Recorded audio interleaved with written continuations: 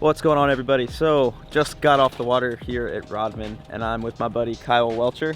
I figured it would be a really cool time to talk to an Elite Series pro and look in his boat, see what his 3 favorite things are, and talk actually a little bit about props, because yesterday he was mentioning something about props to me and I thought it was really cool. So Kyle, tell us a little bit actually about how you got into the Elite Series this year and your story, basically. I have a unique scenario because I'm from Opelika, Alabama, and that is a very, very diverse region of the country as far as bass fishing goes.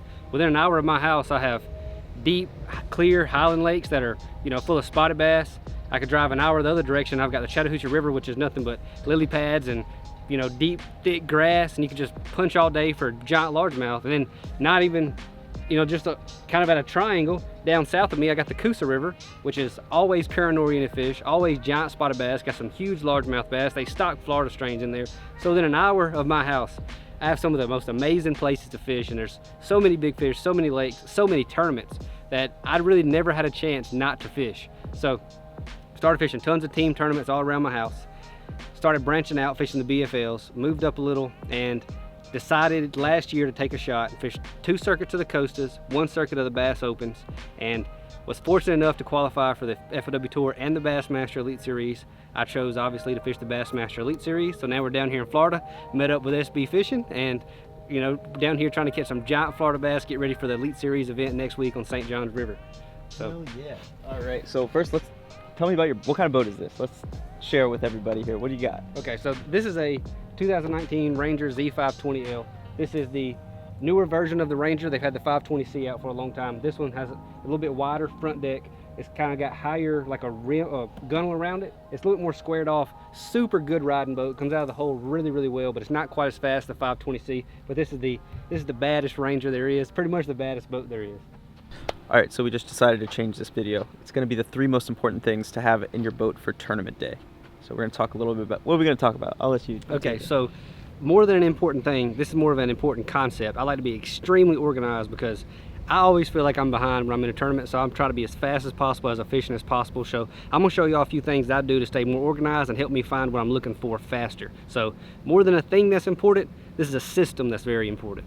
One of the key things about being a good tournament fisherman is when you get an opportunity, you execute on the bite you got. So I retie constantly. Like, I never second guess and think maybe I should retie or anything like that. I automatically retie. If I've caught a few fish, if I'm throwing fluorocarbon, especially around rocks, stuff like that, you retie constantly. You cannot get back the opportunities, so you better make sure it counts whenever you finally get the bite.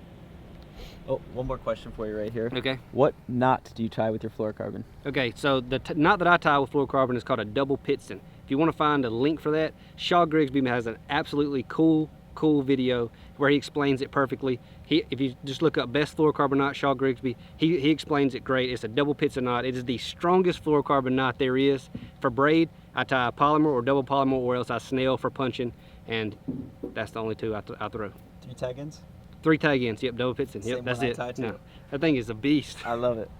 Let's start right here in the more fun section.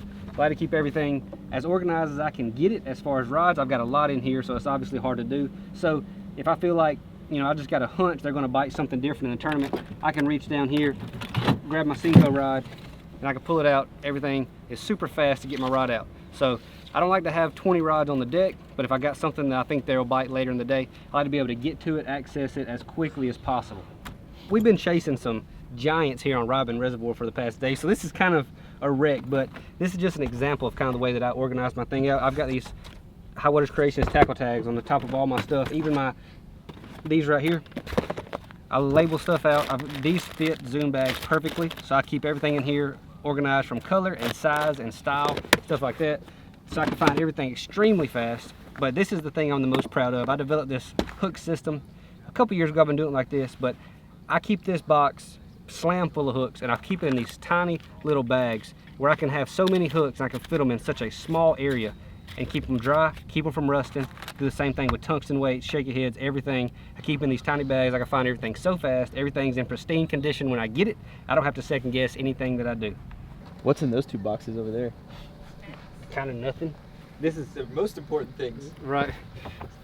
Snacks in here. This is where I throw all my clothes and stuff like that. I just chunk everything that I take off during the day, ends up in that dang drawer right there. That's just for everything, literally everything. And this right here is paddle. More clothes. I lied about the last box. Life jackets, lights, everything that I might need early in the morning to get started in a tournament, I have in here. So this is what, with the box open before blast off. You'd have a heart attack if you were in my boat. That's terrible. It's so messy because I don't have enough storage and I have stuff everywhere. How do you like the trolling motor, the Motor Guide Tour? Steers very, very well. You know, like it steers amazing. Like it feels super free on the foot pedal, and it's relatively quiet.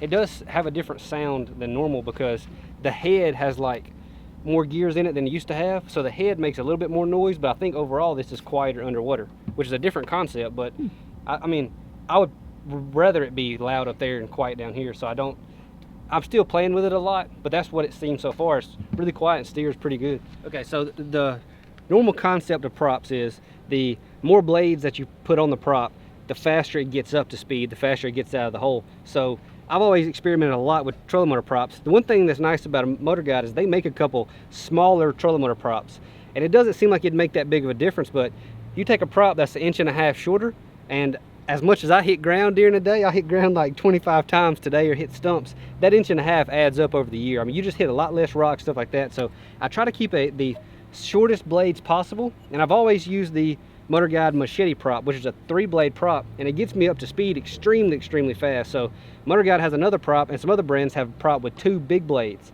and that'll get you more top end. But as far as the trolling motor goes, I'm not trying to get top end speed. I'm trying to get up to speed as fast as possible. So I always try to use, I'm just experimenting with this blade now. It's got 2 thicker, shorter blades, and it seems to have pretty good, you know, burst as far as getting like up to thrust. But I've always used the 3-blade. Seems to get a little bit more thrust. The truth about bass boats is they all go about the same speed. No matter what brand you get, they all go between 70 and 72 miles an hour.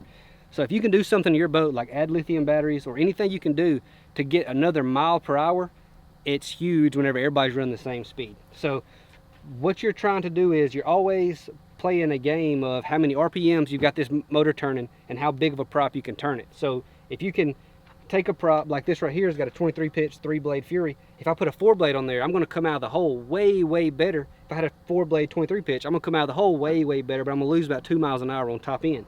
So I try to have the prop that runs the best as far as top end speed goes. I'm not as worried about coming out of the hole because I'm trying to run 20 or 30 miles sometimes. So the bigger the prop and the bigger the pitch on it, the faster you're going to go top end as long as your engine can run that. So with this engine right here, I'm trying to run over 6,000 RPMs. With this prop right here, I run 6,200 RPMs. So this is the best prop for my engine because if I did a 24 pitch prop, I can't run 6,200 RPMs anymore. I'm going to run like 5950. So the prop, we're always playing with that. We're always trying to find the next best prop to get us just another 0.5 mile per hour. That's what we're all after out here. Awesome. Well, thank you for showing us and sharing your boat with us. Good luck to you this season. And I have 2 questions for you from my boys at the Bite Podcast. First question, did you start as a co-angler or did you jump directly into the pro side once you got a boat? I fished 1 tournament in my entire life as a co-angler. Had an incredible draw. Like my boater that day was absolutely phenomenal fisherman, a phenomenal guy. But I decided never to do that again because I did not like not being in control. But what I did do is I fished a lot of team tournaments. In Alabama, we have the overwhelming population of bass tournaments for teams. So I fished a ton of team tournaments in the local area, and that's what I did kind of instead of being a co-angler. Next question. Do you move around a lot and find active fish, or do you stay in an area and wait for them to turn on? All right, one of the main problems I have is even when I'm around active fish, I move around too much. So I always like to run. I like to pull up. I like to find something isolated that I know this cast should get a bite. So I'm not one to really fish an area, even if there's active fish or not active fish. My thing is I don't give a fish a lot of credit. I think it is a completely reactionary fish. So if you're around them, you're probably gonna be getting bites. So I'm constantly on the move. I'm trying to find the next thing where I feel like I'll get a bite, and that's what I stop on. Awesome, dude. Well, thank you so much. Really appreciate you showing us your boat. Good luck to you this weekend. I hope you win. You're gonna get first place and bring it home. Guys, make sure you go check out Kyle's YouTube channel. I'm gonna leave it linked down in the description below. Go click that link right down there. So we're gonna leave this one off. Thank you so much for watching. We'll see you on the next one.